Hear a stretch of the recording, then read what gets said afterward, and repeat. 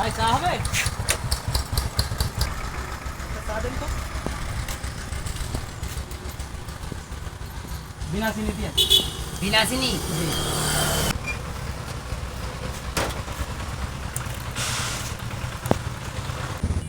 ভাই একটা কলা দেন তো।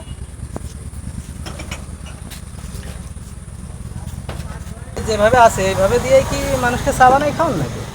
মানে আপনি এখান থেকে গ্লাস নিয়ে তো চা বানালেন, জি জি। তাই এরকম নোংরা পানি দিয়ে চা খাওয়ান মানুষের? এটা কি ঠিক? আমি তো জানি আপনি একটা ভদ্র দোকানদার, অনেক ভালো পরিষ্কার পরিচ্ছন্ন, কিন্তু আপনার অবস্থা তো বেশ খারাপ।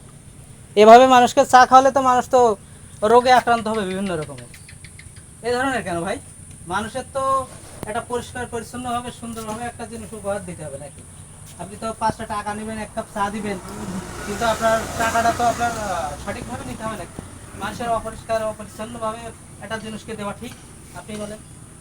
আমরা যে দেখছেন আপনার যে পানির কালারটা দেখেন, এইভাবে এই কাপ দিয়ে মানে যদি আপনি চা বানাই দেন এই পানি দিয়ে, এর ভিতরে দেখেন কত অপরিষ্কার হয়েছে। এগুলো কি ঠিক? এগুলো এ ধরনের কাজ কখনো করবেন না, তাহলে তো আপনার ব্যবসায় তো বন্ধ হয়ে যাবে। আপনার কোনো ভালো মানের লোক কি আপনার এখানে থেকে চা খাবে?